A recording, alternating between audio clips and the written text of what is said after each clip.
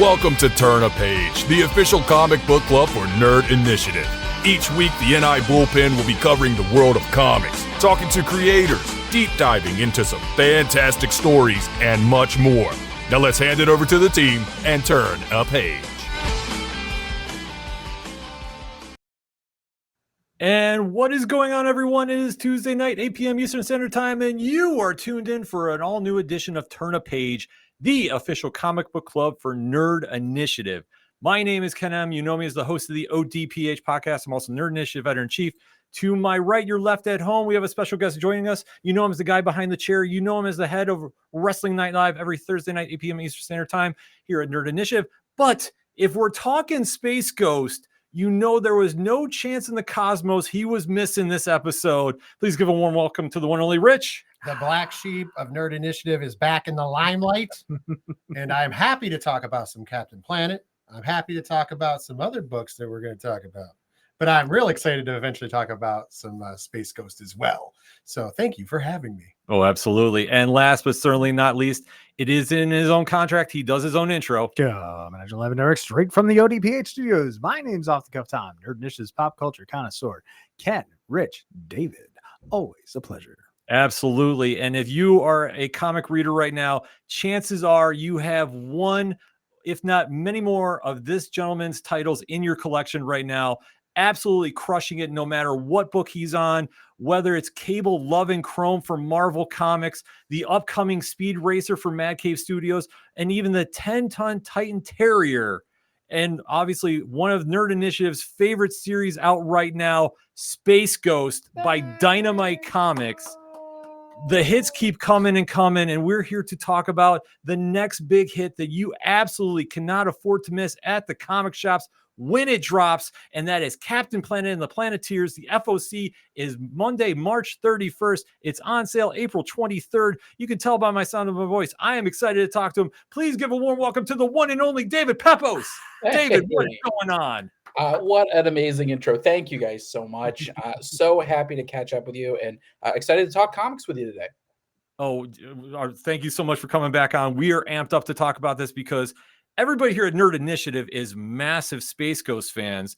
And then we heard about the new project that was coming out. And honestly, to get our entire bullpen to stop what they're doing and immediately start hitting our message board, a little peek behind the curtain here at Nerd Initiative, everybody went, Pepose is writing Planet? Like what? It just spiraled on for like a good, I want to say, hour-long thread in the chat. So let us talk about this. How did this whole project come to be? Yeah, so Captain Planet's my white whale. I've actually been pitching this book around the whole industry for pretty much since my first book. I've thought for over a decade that Captain Planet was overdue for a relaunch, and I think for me it's because it has all the ingredients for a blockbuster. I know Captain Planet sometimes gets a bad rap for being a product of its time or for its politics maybe being unsubtle. I would argue that reality's gotten a lot less subtle in recent years. And for me, Captain Planet, it's got that that commitment to diversity and multiculturalism in a way that's so organic, in a way that we really haven't even seen since the days of Giant Size X-Men. It tackles these very timely concerns about environmental disaster and the human greed that fuels it. And also pop culture has caught up to it. We've pitched this book as X-Men meets Avatar: The Last Airbender. And so we're able to kind of take these people who they really do represent the world outside your window. These are the kinds of people that you can run into on the street, and you give them this sudden extraordinary powers of bending the various elements in these really cool and visually exciting ways. And you put all these things combined and you've got a real recipe for success. So I'm really excited for this book. When Dynamite announced that they had gotten the license to Captain Planet at San Diego Comic-Con last year, I marched over to Nick Barucci and Joe Rybant, and I said, if nobody's on this book, it's got to be me. Hold on to your dreams. Sometimes they come true. Oh, that's amazing. And like I say, the buzz going on with this book right now, we can't stress enough. Everybody needs to get down to the LCS and make sure you pre-order this. Yes, absolutely. And now, David, can you explain to those of us who are not of the awesome generation like we are, yourself included, what is Captain Planet? Give us a quick breakdown. So Captain Planet is the story of 5 extraordinary ordinary people from around the world who are given 5 elemental rings that allow them to control earth, wind, fire, water, and heart. And when they use their powers simultaneously and they combine their powers, it summons Captain Planet, who's sort of this immortal elemental demigod who's able to, it's a little forever people in that way. And so they wind up going on adventures, trying to not just save the environment, but stopping the eco-villains that are sort of their greed and ambition is causing them to harm the environment. So it really is. I talk about the X-Men, but it's even maybe a step beyond that. These aren't superheroes. These are ordinary people. They don't have code names. They don't have costumes.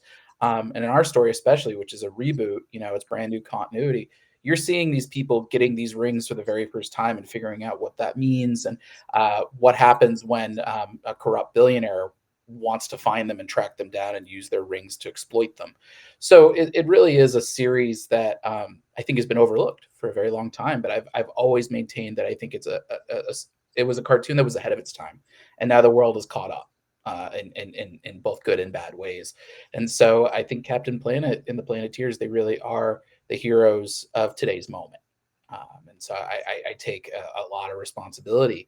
And I'm very grateful for this opportunity to be able to tell these kinds of stories that I think really meets today's moment. Well, first of all, I promise to not hijack it early, and I also promise not to talk too much wrestling. However, I have now realized that Captain Planet is definitely the inspiration for Cody Rhodes. I mean, I could see it. Theme song. I could see it. Right down to the theme song. We have Captain Planet. He's our hero. He's going to take pollution down to zero.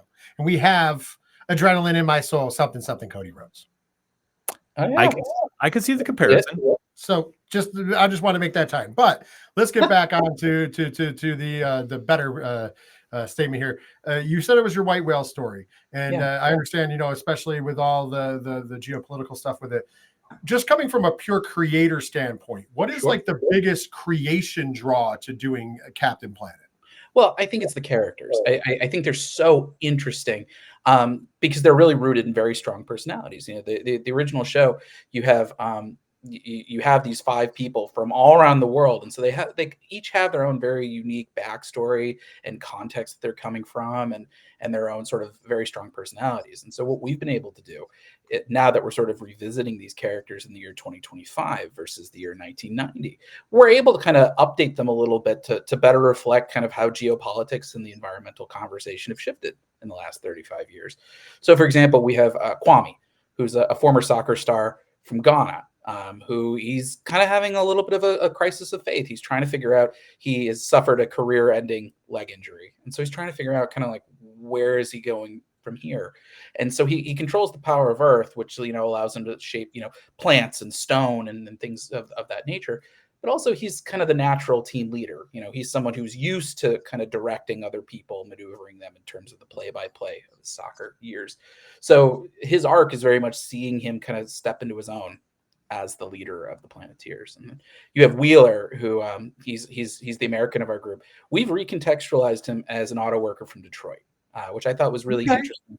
He's the skeptic of the team. He's the one who maybe doesn't really understand why the Planeteers mission matters. Why does it need to be them? I think his arc very much is about justifying the Planeteers as a concept. It's anticipating those questions that readers might be asking. And I think his history as an auto worker, it means he's got a very conflicted view of the environmental movement, that he thinks, what happens when it affects people at my factory? And so I think his character arc is going to be really important in sort of showing the responsibility is in our hands and people like you and me on the ground. Link is my favorite. She, in the original cartoon, she was the conservative Planeteer from the Soviet Union. Obviously, things changed quite a bit even in the filming of the original Captain Planet, and so and obviously things have changed quite a bit in Russia today. So we've done a full 180 on Linka. She's our most liberal Planeteer. She headlines an underground eco-activist punk band, kind of in the vein of Pussy Riot. She's she's our team scrapper. She's like our Ilyana Rasputin. She's our Wolverine.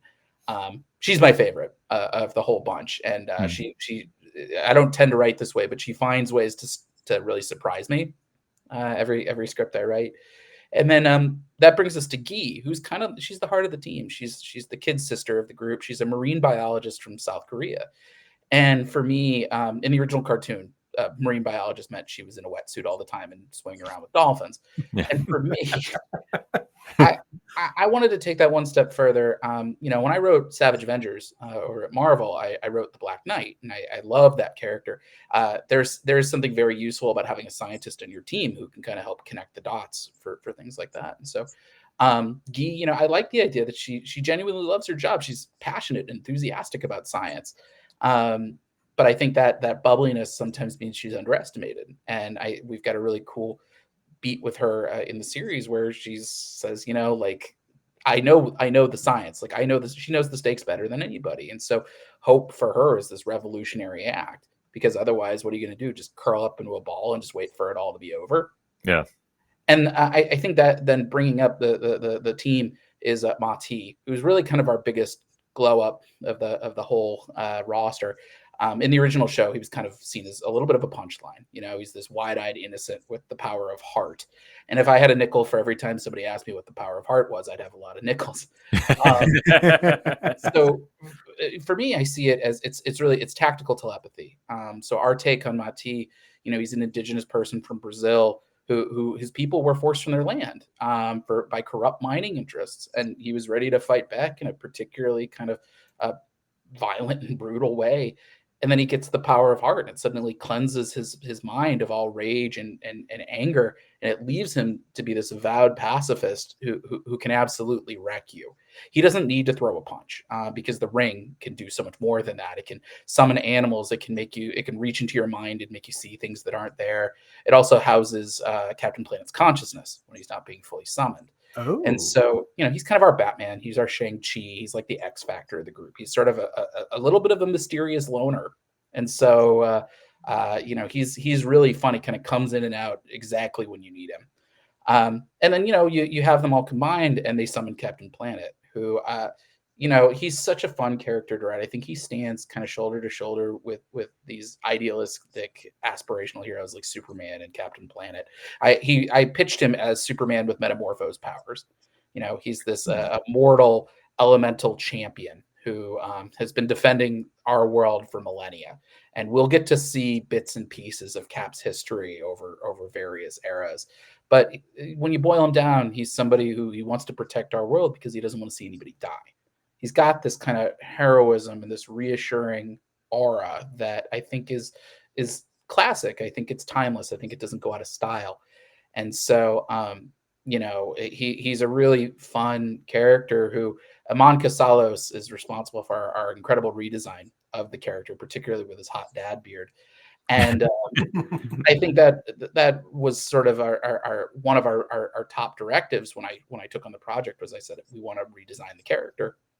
We want to give him a full shirt. We want to give him pants. Sort of evolve him a little bit beyond the 90s crop top and the 90s mullet, which I think locked a lot of the series into a particular time and place. And so Amon was the one that came up with the beard, actually. And we all immediately just glommed onto it. This idea of Cap, he is this reassuring fatherly mentor figure. He's sort of the den dad for the Planeteers. And so I think having that beard, it really does fit with the tone and the direction of our story. And you put all these really strong personalities in a room together. It's a real gift as a writer. And I think to answer your question, and I'm sorry I went on a while for it. No, by all means. The gift for me is that you have these strong personalities and you've got these really interesting, visually dynamic powers. That's a lot you can play with as a writer. It's always very interesting and, getting to kind of dig into these characters' heads and, watch them grapple individually with sort of these broader messages of environmentalism and the fate of humanity. And do we have time to change? Do we have it in ourselves to change? I think that's some really interesting stuff for me as a writer. I think it's these sort of big swing kind of themes and concepts that you don't necessarily always get to do in every kind of book. So it really is, it's the kind of series that you can do some really cool, interesting, and meaningful stuff with to go alongside all the cool elemental pyrotechnics. So, talking about bringing this bringing Captain Planet back. Dynamite's been playing in the Hanna-Barbera toy box, with Space Ghost, Herculoids, Johnny Quest, all classics. Yeah. Why do you think that now is the right time to bring back Captain Planet? All those other series are all based like in the 60s, and Captain Planet was the 90s. Yeah, and I mean, it's not to say that they have. I mean, I know they've got a Powerpuff Girls book as well, and so we're far from the only kind of modern book. And Right. If I recall correctly, when they announced that they got the rights to Captain Planet, I want to say that they had talked about a Ben 10 book as well. So I do think that as part of like a kind of a wider initiative, it's not just going to be rooted in the 60s, and even Thundercats came later than that. Mhm. But I think Dynamite's been doing some really interesting stuff in terms of the licenses that they've been picking up, and that all is an offshoot with the ongoing relationship with Warner Brothers Discovery. I think Warner Brothers has been happy with the books that we've been putting out, or I hope they are. If you're watching Warner Brothers, thanks for letting me work with you. Yeah. But yeah, I should ask my editors why they had picked up Captain Planet, because they had picked up the rights to it before we ever discussed it. I assume my thinking is, having another kind of superhero title that has that kind of cultural cachet as Captain Planet. Even though I don't see the Planeteers as superheroes, Captain Planet himself certainly is one. But yeah, I think why should we be telling a Captain Planet story today? Well, I think there's a couple of reasons. I think first off, like the world has changed quite a bit since 1990. So I think there's this opportunity to kind of update it based on today's, geopolitical landscape. But I think also, given where we're at today, this is not a book that you can like escape the politics. I think for me, you lean into it and you sort of say, okay, like how do we kind of showcase this and earn this in as organic a way as possible. I think that's a big reason why I've been so excited and been carrying the torch for this book for so long. Is representation is a core part of what it is. You can't ignore that, and anybody who does is clearly perhaps willfully misreading the source material. I think Barbara Pyle and Ted Turner, who they spearheaded this series, they were very forward thinking in that regard. So I think politics, it's inescapable at this point. I think particularly where we're at today, it's a common refrain that it seems like the Captain Planet villains are running the country right now. I think these messages of environmentalism and inclusion and diversity and progressivism, these are all things that are a little bit under attack right now. And so I think having a book that really speaks to all these messages in, I think, such an elegant way, and such an organic way, and such an exciting and inviting way, I think it speaks to one of my core philosophies as a creator and as a reader, which is there's always room to build a bigger table. You can put that on my tombstone. I think drawing more and more people into this business, this industry, this medium that we all love is the only way that it's going to survive. And so for me, I think Captain Planet is one of those books that it allows people from all walks of life to see themselves reflected in it and be treated with respect and with agency. And I think it gives us an opportunity to deliver a message in an exciting and inviting way that I think a lot of people could stand to listen to right now. Not just of the environmental impact, but also I think just the empathy of it all. We're stronger together than we are apart. And I think that's the core message of Captain Planet when you strip everything down. And I think that's something that we could all be reminded of in the year 2025.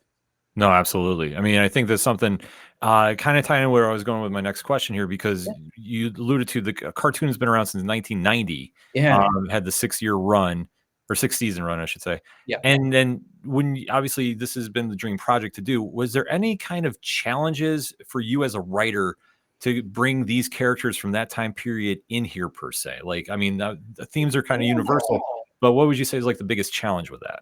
It's a great question. For me, it was less about how do we bring the characters to the year 2025. I think for that was actually like the hook for me. That was like the thing that was really fun. But to answer your question, I think the big challenge for me, and this was a challenge I had when I was writing Space Ghost as well, is when you're doing the development of it all.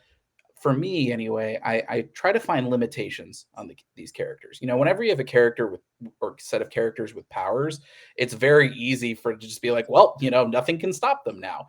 So it's how do you put these characters on the back foot? How do you streamline their mythology? How do you limit them so they don't have these like easy get out of jail free cards? Like the Planeteers, the original cartoon, they're immediately summoned to Hope Island, and they've got the Geocruiser jet, and nobody's asking like, why are these kids unsupervised on an island together? Yeah.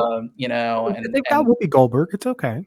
and you've got Gaia, who's this immortal demigoddess who, if things fail with Captain Planet, like she can always kind of yoink them out of a situation when the chips are down. And so for me, I really wanted to put the Planeteers in the heart of New York. I feel like that is kind of the place that represents a book like this. It's where it's the melting pot where everybody lives from every walk of life. But also, I lived in New York during Hurricane Sandy and Hurricane Irene. Like, it's also a place where environmental catastrophes do happen. And so, I wanted to do that. So it's really streamlining that mythology that it took me a little bit to figure out, like, okay,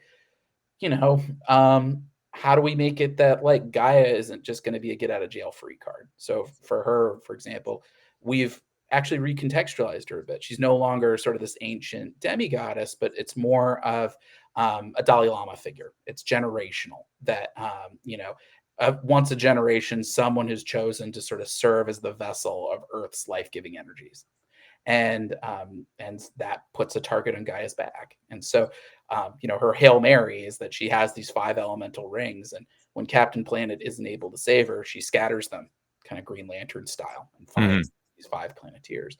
But that was like, okay, like that's an easy way to sort of put the Planeteers in the back foot, is like, they don't have Hope Island to retreat to. The way that we fit in the Geocruiser in all this, I just wrote the issue with that, and I think we found the best possible way that we could include that and incorporate that in the series.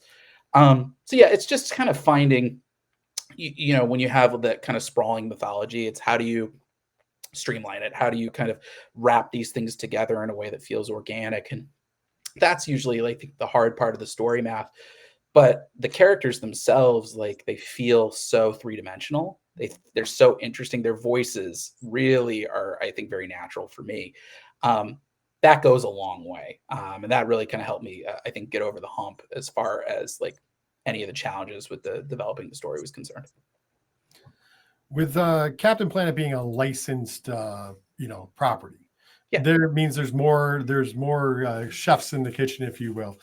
So have you run into any challenges with, have something you wanted to do, any kind of pushback, or has it been pretty easy going on this one? Warner Brothers, both with Space Ghost and Captain Planet, have been the best licensor I've ever worked with by a huge margin.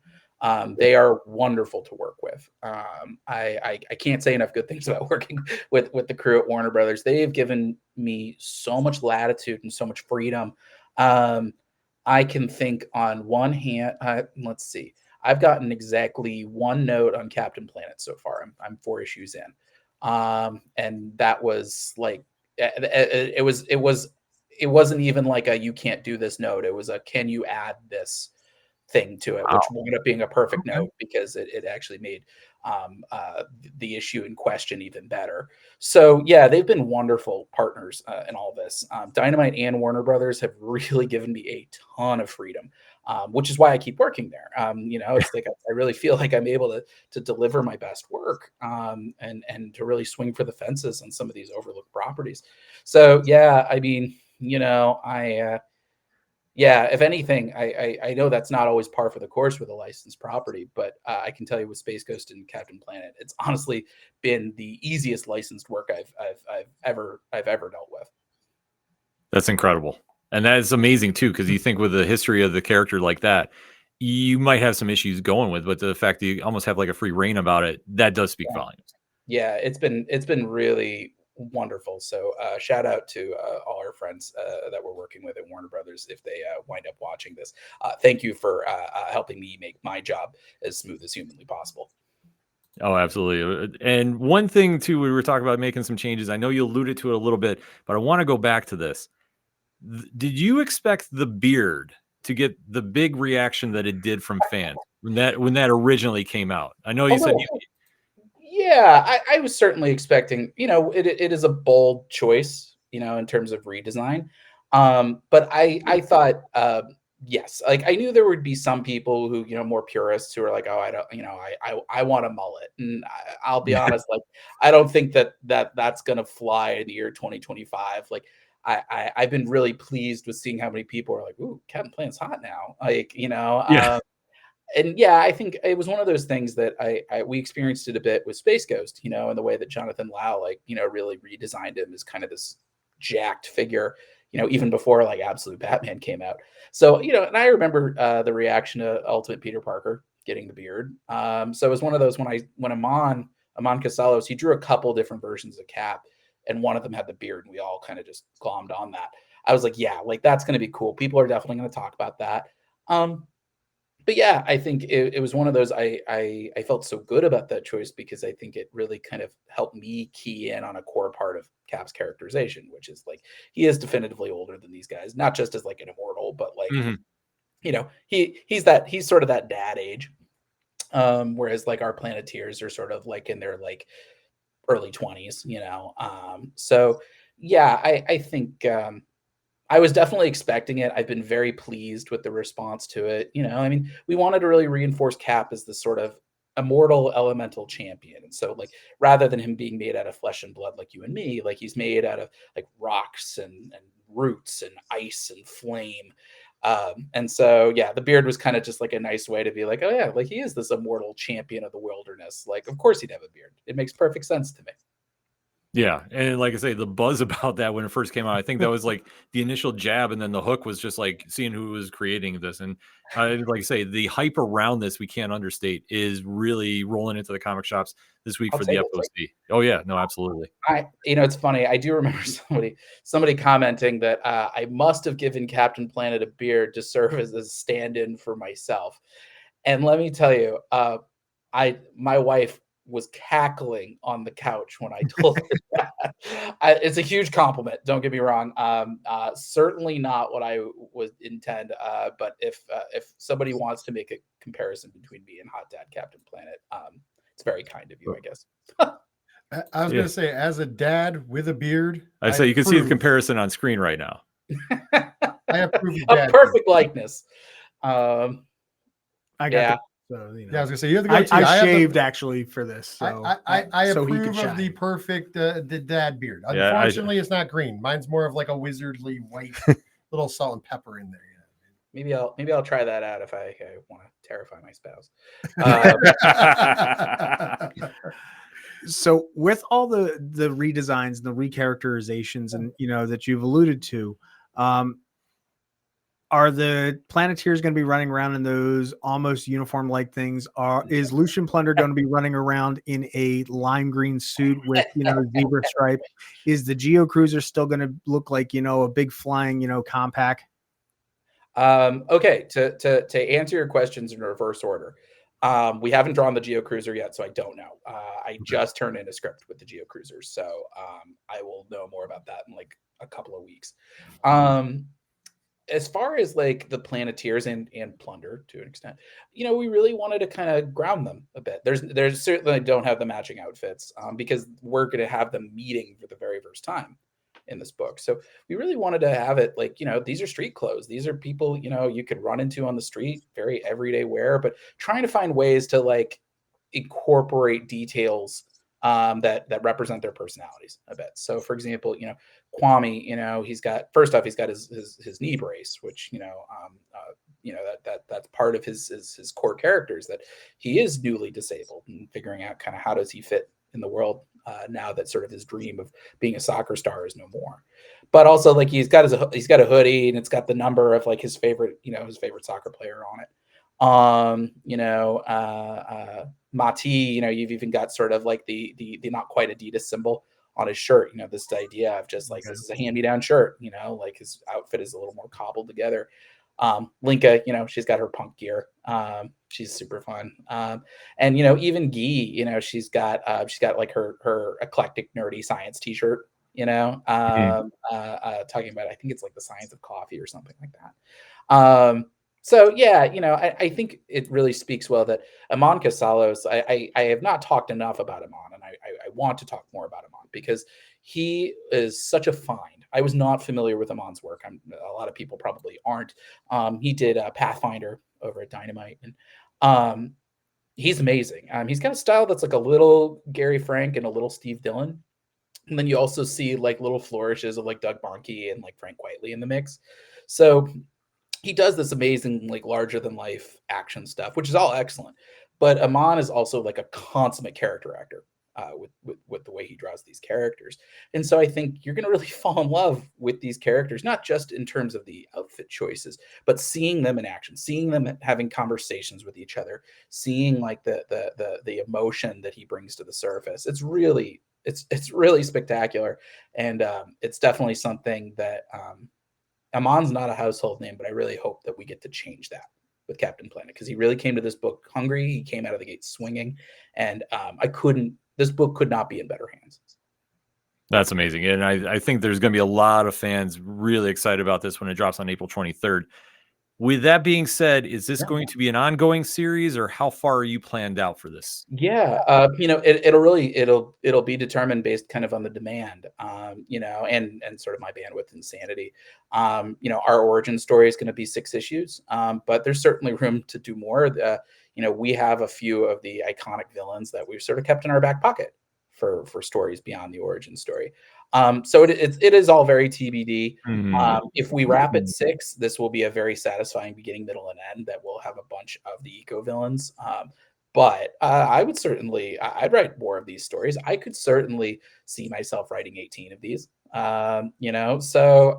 Yes, pre-order at your local comic shop. I'm sure this will be a conversation that I will be having with Amon and with Dynamite in the weeks to come. And with us off the air.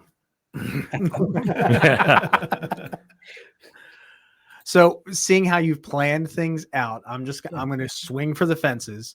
I'm going to talk dirty here just for a second. Ooh. Captain Pollution. I can't say. He'd be an interesting villain if he appeared. Okay. I think you just have to read it to see if he appears. How about I swing it this way? Since it's been so long, and now that we have all this different types of pollution, whether it's, electronic pollution or, all the buildup, is that going to become a factor that they have to fight against? Is now that we have all this thrown away computer trash and so on, is there going to be a new line out of that? Every single one of the villains kind of had a gimmick. Where can we go? Is Mal going to start walking around in a cyber suit or something? We've got some stuff coming. It's definitely I do think that this book is like kind of half superhero book, half disaster movie. So we've got we're going to be building some very cool stuff. Yes. I think you'll see a bit of it in issue 4. You'll definitely see a bunch of it in issue 5, and you should see some of it in issue 6 as well. I like it. Well, this is where the hijacking starts. But I will have a segue question, and then I have a statement, and a second question is not prepared. So that's always why the hijacking starts. So with the properties, is there any possibility of a crossover? Let's say Captain Planet meets Space Ghost. I'm sure there's I'm sure there's a possibility. Every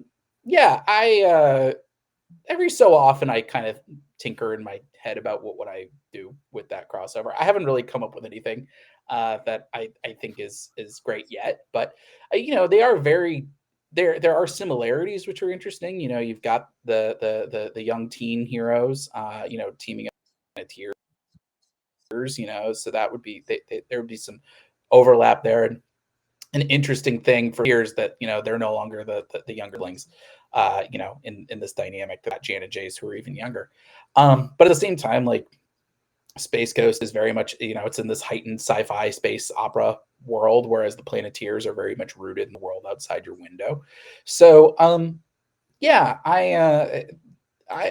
it's a never say never for me. I mean, I make no secret about this. For me, the thing I want is Space Ghost and Herculoids. I want to do a Space Stars revival. Please, yes. So write your congressman. I could certainly add another 8 to 10 issues to my run if we were able to do that. But yeah, I don't. I will say, if you want to see like a cool Space Ghost Captain Planet crossover, my buddy Tom Hoskisson drew a really cool like Marvel versus Capcom inspired picture of them when they announced my book. So that's super fun.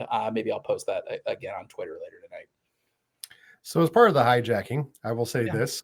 I've had the privilege of reviewing Space Ghost for Nerd Initiative. And I am not very shy about telling everybody I can, everywhere I can, even today to these two gentlemen who have heard it a bunch of times, how the best book, bar none, in the comic shop is Space Ghost. If you are not reading Space Ghost, you are making a big mistake. Go back, read it, get it, got it. It's amazing. From start, it's one of the books that I think one of the praises I've given it multiple times, because it has to be. It's one of the only books I've ever read where every issue seems like it's better than the one before, and the one before it was already great. So I don't know how you outdo it. So with that being said, if you were to take an issue off, which I don't want you to do, but if you were, I'd still be like, this is still the greatest thing ever written. So that's just a statement there. But with that, with doing Space Ghost, and everything that you've done, like the incredible like family messages put into it, the tugging at all of our heartstrings in issue 10. I mean, let's be honest, that's probably, it's my early contender for comic of the year. I've already told the person I need to tell, who's the editor-in-chief over here, that I will be fighting to the death for that come the nerdies time. The cheersies. So the cheersies. I said the nerdies. I'm talking about our wrestling stuff too. So come that time. That's how amped up he is.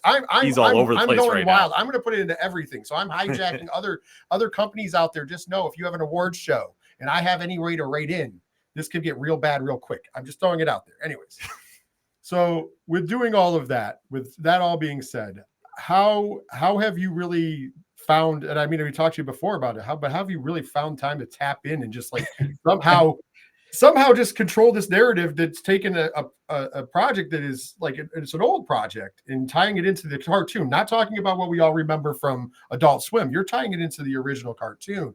And how have you made it just so relevant? Because I mean, I'm not the only one that feels that way. It seems like everybody I talk to, it's phenomenal. Yeah. That's very kind of you to say. I mean, I've been lucky that my schedule has broken up in such a way that I am able to keep my head above water. I don't take days off, but like I definitely, I'm writing pretty fast and furious. I've been writing pretty fast and furious since like September, which is when I was officially offered Captain Planet and officially offered Speed Racer within like a week of each other.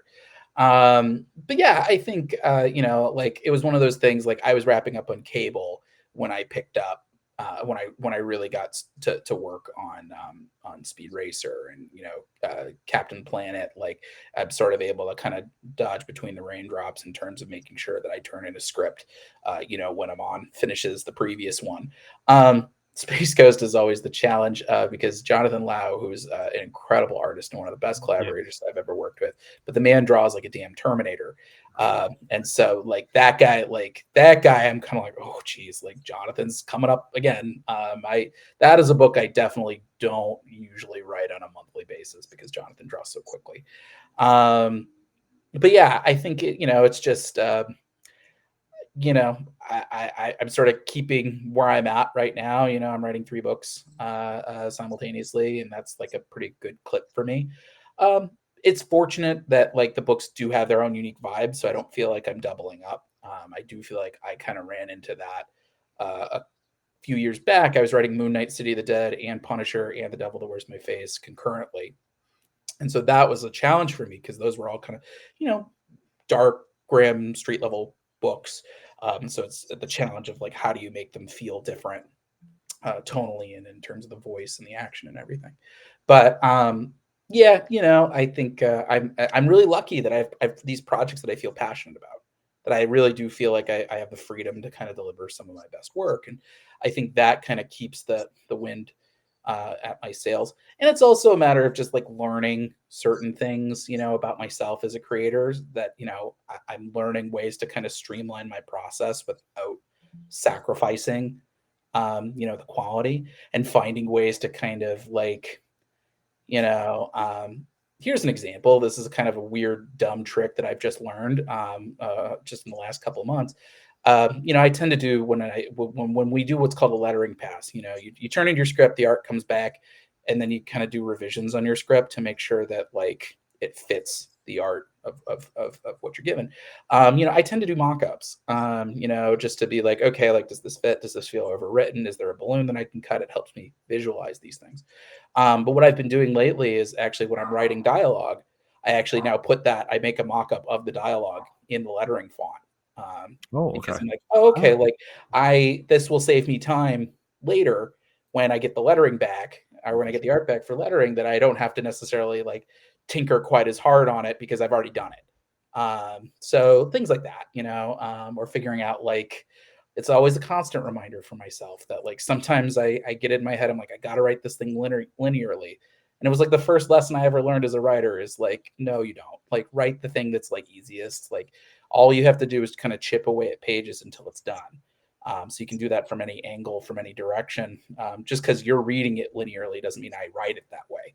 So things like that, But yeah, I think it boils down to, I'm just very lucky to be working on projects that I really feel so passionately about, and so that makes the job a lot easier. And for anybody in the chat who is wondering, is it worth it? Yes, Space Ghost is 110%. And that's not coming from me being a fanboy of Space Ghost, because like another Dynamite production that you're not doing, but Thundercats, yep, I'm a huge fan of. And I love the comic, but I grew up as a huge Thundercats fan. So Tom knows this. I love Thundercats. So like I have a lot of passion towards that, because that was what Space Ghost, I mean, I was familiar with it, but it wasn't my, go-to. So the fact that the comic is that good to me just speaks volumes about the writing. And of course, Jonathan Lau's art is phenomenal. He's fantastic. Jonathan, I want to give him a shout out, because he really he elevates this book in a really profound way. I mean, when Joe Rybant, my editor, and I were talking about possible artists on the book, and Jonathan's name came in conversation, I was immediately like, it's got to be him. Like, I've been a fan of his since Green Hornet with Kevin Smith years ago. And Jonathan, he's a storyteller. Like, he makes strong choices. Sometimes he'll kind of throw me curveballs. I'll be like, one example that I always like to talk about, issue 2 of Space Ghost, where Space Ghost like flies up into the atmosphere and punches out an asteroid. When I wrote it, I was like, okay, like this will be kind of our way of like kind of delivering some backstory. And then Jonathan and Andrew Dahlhaus, our colorist, deliver these pages. I'm like, oh, this is the most beautiful sequence I've ever been a part of. Or the end of our Metalis storyline, where it was going to be a quieter finale, that Space Ghost has punched out this guy, and then he's holding him saying, is he going to kill him? And Jonathan draws this panel where he's like rapid fire Super Saiyan, like punching the guy in the ground. And I was like, yep, that's cooler. That's way cooler. So yeah, I mean, Jonathan really is like, he's our not so secret weapon on this book. He really is a talent that I think has been overlooked for a very long time. And I'm so glad that people are finally starting to put the respect on his name that he has always deserved. Yeah, because the series definitely deserves all the praise that it's getting. And it's the one thing that I know when we talk to our community here at Nerd Initiative, when we're getting comments in on New Comic Book Day after an issue comes out, we're having more fans go, I didn't even know about this series, but now I'm deep diving back into it. And we're getting, and that's the one thing that is winning everybody over, because it's not just, I don't want to say it's a kid's cartoon, but where it goes with everything is so many different elements involved. I think that that's what's winning over the broader audience. And I know that technically issue 12, which is dropping on April 16th, is the last one we're seeing solicitations for. They just added the annual in June, in the June solicits. So that annual marks the end of my first year on the book. But I think we can say it. There is more coming. I'm literally about to start that next batch. That is literally the next thing I'm working on. So yeah, I think we've actually seeded some things that we'll be addressing in future stories already. So yeah, I'm thrilled that the sheer response to a book like Space Ghost, seeing that kind of reaction. Yes, there will be more. It's kind of TBD how much more. I believe I'm on the book. Well, I don't want to put a number on it yet because the things can shift and evolve. Mhm. But yes, I've got at least another trade in me. So yes, and we've got some really fun stuff coming because there are a few villains, Space Ghost villains that I really like, that I didn't get a chance to dig into yet. So we'll be seeing some of those, and they'll be filling some interesting kind of different ways, different kind of archetypes that will fill Space Ghost Rogues Gallery, and also add some new personal stakes to Space Ghost dynamic with the twins as well. Nice. But before I turn it over to Tom, because Tom's got a question, I'll end the hijacking. I just want to answer this because there's something in the chat that I really want to address. I'm the guy. Like, I wasn't really familiar with Space Ghost before. I mean, I knew what it was, but I didn't, it wasn't in my realm. My only real notice of the character was the talk show on Adult Swim. So that has nothing really, other than the characters, to do with the comic or with the cartoon. So yes, there are people who watch it, who didn't watch that are into this comic because it's that good. And I'd even say you're my target audience if you haven't watched it before. We've put out a series that I think is very accessible. That all you need to do is pick up issue 1. And our first trade is already out, and our second trade will be out, I think, around probably June or July when the annual comes out. See, and I will say on the flip to that, I'm more familiar with the cartoon, the original run, as opposed to the Adult Swim series. So seeing, all the care that you've taken in that series to, just elevate it again. Yes, Rich might be the target demographic, but we appreciate it too, because you're doing the work. Thank you. Now, speaking of cartoons, because that's my thing, True. Again, Dynamite sticking in those Hanna-Barbera, Cartoon Network, Warner Brothers franchises. What other, IP in there would you like to write? Now, I have a personal one that I think you would do a phenomenal job with, but I want to hear your opinion first. In terms of, you said the Dynamite stable. So that would be, what can you add from, say, the Warner Brothers, Cartoon Network, Hanna-Barbera shows? Oh, I don't know. I mean, I don't know. All right, I'll throw you mine. How about this? Okay. SWAT Cats, the Radical Squadron. Boy, if I had a nickel for every time somebody said I should be writing SWAT Cats, you'd have a lot of nickels. Some Street Sharks. People mention those all the time. I'll be honest. I'm not as familiar with those. I did miss the boat on those when they were coming out. There's certainly other licenses that I'd love to. I'd love to do something in the Turtles world. I know that's not Dynamite, but Turtles is like a bucket list. I grew up in the heyday of Turtle Power. It's one of my favorites. Voltron could be cool. I'll say this right now to the whole Nerd Initiative Bullpen. Dibs. But you know what? I would have to watch. I did not get a chance to catch up on like the last relaunch of the show. Amazing. So I would have to make sure I'm not like doubling up too I much. cried at the end. Yeah, I don't know. I like it, I think it's finding the right license. I will say, and Dynamite knows this. I mean, I would love to do something in James Bond world. That is certainly a white whale, another one. And my editors know this. Yeah, I don't know. I mean, it's one of those things that like I'm aware that I've carved out kind of a surprising niche, surprising to myself at least, of doing kind of the licensed like cartoon stuff and working really hard to put respect on their names and to do them justice. But I want to make sure that I am deliberate with the ones that I do pick up, that to make sure that like I have the bandwidth for it, that I have an angle emotionally, there's something that I have to say.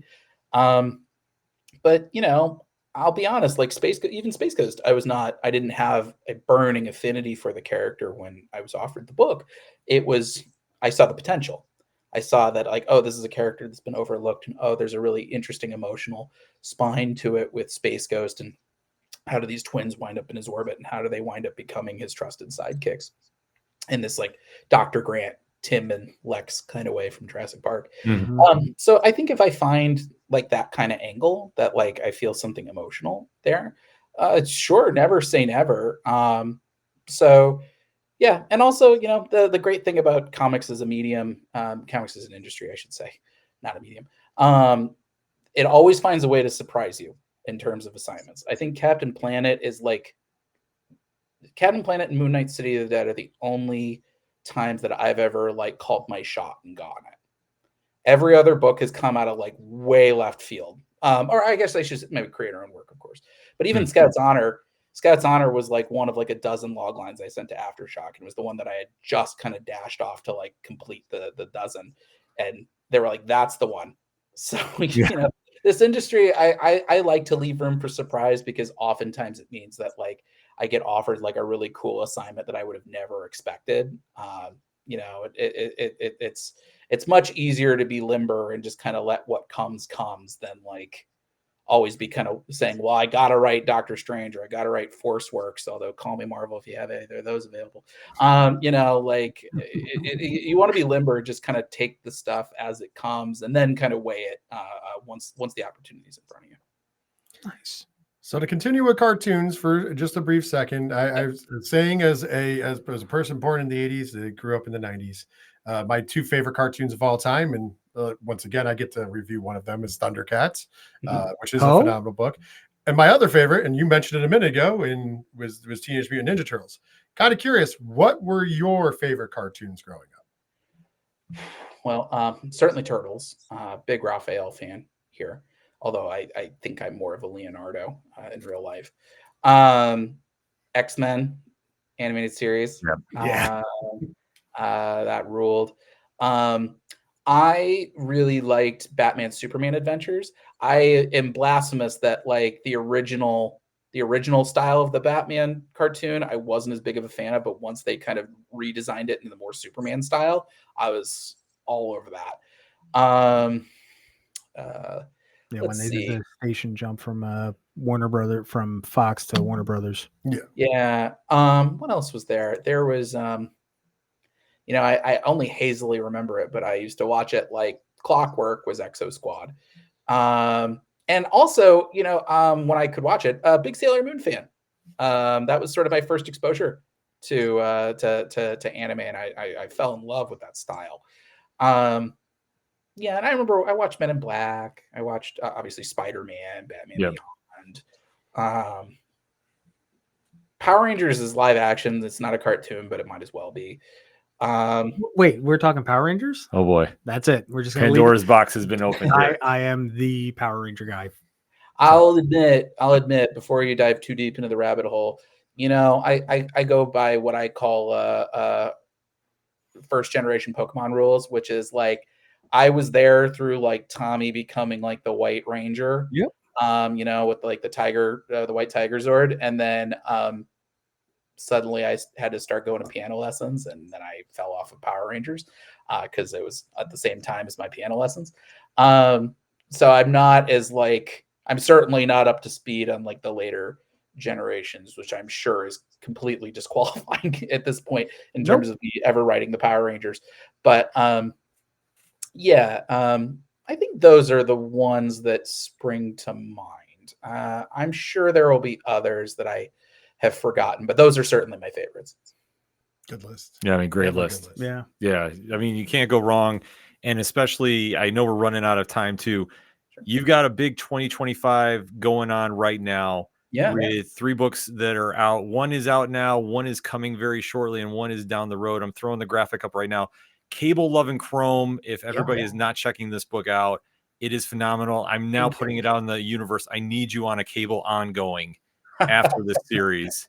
Write your congressman. Yeah, listen, I'll say as long as I'm working with Tom Brevoort, I would do that. I love working with Tom. He's been my editor on almost every project at Marvel. He's got a lot of integrity. His storytelling instincts, I think, are laser guided. He really holds my feet to the fire to make sure I deliver my best possible work. And this Cable story certainly wouldn't have existed without him, but also none of my other books.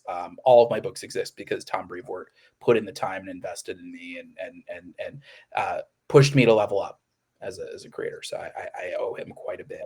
But yeah, Cable Love and Crumb, for those who haven't been picking it up, it's a time travel romance story. It's Edge of Tomorrow meets The Fault in Our Stars, about Cable having to face mortality in the form of his ongoing condition, the techno-organic virus, which we've kind of drawn a parallel to, chronic lifelong conditions like cancer, ALS, Crohn's, what have you, and how he meets a freedom fighter from the future who has the same condition as him.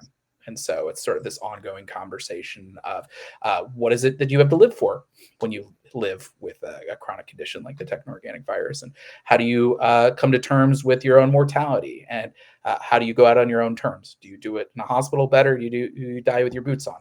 But with all the kind of like larger than life pyrotechnics and time travel action that you would expect from a 90s Cable book. So it's been a really fun book. I am so blown away by the response to it. It's one of the best reviewed books in my career. I was also a little on edge, when it came out, of just like, would people accept a time travel story, or not a time travel story? They would definitely accept that, a romance story with Cable. And seeing people respond to Commander Avery Ryder and say like, oh yeah, like she feels like a great fit for Cable. I love hearing it. So thank you guys for taking the time to cover it. Oh yeah, no, absolutely. This is a staple in my pull list. And like I say, if I have to email Tom every day, I'm going to email him every day. Like, I need you on there's 2 books at Marvel I need you on. Cable is one, and ever since Savage Avengers, I need you on a Cloak and Dagger book, even for like a limited series. And even tie in Flash. And if anybody doesn't know what I'm talking about, go get the Savage Avengers trade paperback. And that's how I'm going to leave with that. And then obviously, okay. I'm just sorry, I had to get my fanboy moment out of the way there because I love that series. But then coming up, new comic or free comic book day in May, we got Mad Cave Studios and Speed Racer. That's the Saturday Night Cartoons line. Yeah. So can you tell us a little bit about that? Yeah, similar to my approach on Space Ghost, this is going to be brand new continuity. So all you have to do is pick up our first issue, get in on the ground floor, or you can pick up our free comic book day issue. We've written it as such that if you do pick up the free comic book day issue, it's going to be super fun, and it's a self-contained story that kind of sets up our world and Speed's status quo. But also, if you just pick up issue 1, you're not going to be left behind. So it really is writing like 2 different issue 1s for this book. But yeah, Speed Racer, it's Rocky in a race car. It follows Speed Racer's journey from winning illegal back alley street races to becoming a Formula X champion. And what is it that puts him on that path on the racetrack? We get to see Speed. We get to introduce his supporting cast for the first time. His fraught relationship with Pops, a car designer who does not want his son, his remaining son, racing. His kid brother Spritel, who we've reimagined as sort of like a street-wise hustler YouTube streamer who's literally live streaming Speed's illegal races for like. Love it. This is amazing. Dibs. For basically for sponsor dollars. We'll get to see Racer X come in and out of the series like a shark. He's like Batman meets James Bond in a race car. He's the Vin Diesel to our Speed's Paul Walker. Yeah. And then Trixie, who is so fun. She's the Carol Ferris to his Hal Jordan. She owns this kind of scrappy underdog racing team that is Speed's kind of only option to compete. But as you'll see by the end of our first issue, there are very personal reasons that Speed has to compete and why there's no room for second place. So, it's going to be a really fun series. I'm on that for a particularly long run, 16 issues, including our free comic book day special. Wow. It's awesome. And yeah, the whole thing's already planned out on an issue to issue, page to page basis. So I'm just getting started on that now. We just got our first issue 1 was just approved this morning. So I'm about to hop on to issue 2, but I'm working with artist David Tinto. You might know him from Ultraman or Commanders in Crisis. He and I worked together on Avengers Unlimited a few years back on a chapter there. And we've been friendly ever since. We reconnected at New York Comic Con last year. I just landed this book, and I was like, "Are you free? Do you have anything going on?" And so David has been just sensational. His free comic book day issue is next level. He is the absolute perfect person to be drawing this book. He gets the cars, he gets the speed, he gets that cartoony action. Yeah, it's a sports book with a little bit of crime thrown in for good measure. But yeah, getting to explore Palm City, getting to explore what makes Formula X unique from ordinary racing. In this case, every car gets its own signature weapon. Twisted Metal style. Yeah, Twisted Metal style. So, you've got the cutter blades on the Mach 5, but every car gets their own signature weapon on stuff like this. So, yeah, it's been a really, really fun book to work on, and very different than anything else I've worked on. And, when Mad Cave first approached me about it, I love writing car chases. I've done it in, my very first book, Spencer and Locke, and the sequel, even Devil That Wears My Face that came out recently had a carriage chase. I love seeing how we can push comics as a static medium to convey that sense of motion in a car chase. And, all new Ghost Rider by Trad Moore and the Hawkeye issue by David Aja, like those were both like very influential on my process for all this. And yeah, doing this, I was like 16 issues of car chases, like sign me up, man. And so I'm really thrilled with how that book is coming together. And it's, I think I've been writing characters with powers so often lately that it is a kind of a refreshing change of pace to be writing these very human characters who, their cars might be enhanced, but like they are flesh and blood. Right. All they have are their wits and their nerve to get them through any particular situation, and their hearts. So it's been a really fun series to write, a surprisingly romantic one also, with Speed and Trixie, but it's also about just like what happens when you're good at something, what happens when you have a calling that is also taken from you, and how do you sort of get back on the horse? How do you sort of come into your own as, in this case, he's not just a racer, he's kind of like an artist behind the wheel. How do you kind of take your calling to the next step and really kind of step up to the plate and rise to the occasion? So yeah, really excited for that book. I think that first issue, I think, is as good of a first issue as I've ever written. So I can't wait for people to get to read it. And free comic book days, I'm really proud of that as well. Yeah, I was going to say, we already had that circled on one of the books we're going to be spotlighting when we do our free comic book day special, but I'm even more sold on this now. Like, sign me up. This is just right up my alley. And much like everybody should be running to the comic shops too, this week, as you're hearing this in podcast form or on YouTube, Captain Planet and the Planeteers FOC is Monday, March 31st. You really cannot afford to miss this if you're a comic collector. If you're looking for big action, David Pepose is going to bring it every time you see his name on a title. You want great drama, same thing. This is a total package, and you can hear the excitement in our voice here tonight. This is what his work does. It gets this emotion out of you. And David, after this issue comes on, we definitely have to have you come back on and talk a little Captain Planet. I'd be happy to. Yeah. Oh, absolutely. And on behalf of my team here, Tom and Rich, I want to say thank you to everybody for checking out the latest edition of Turn a Page. Make sure you get to the comic shop, because when you go to the comic shop and you have a great issue in your hand, such as Captain Planet and the Planeteers on April 23rd, because you pre-ordered it before March 31st, and you see somebody struggling to find something, hand yours off to them. Tell them to turn a page. We'll see you next time. I'm out.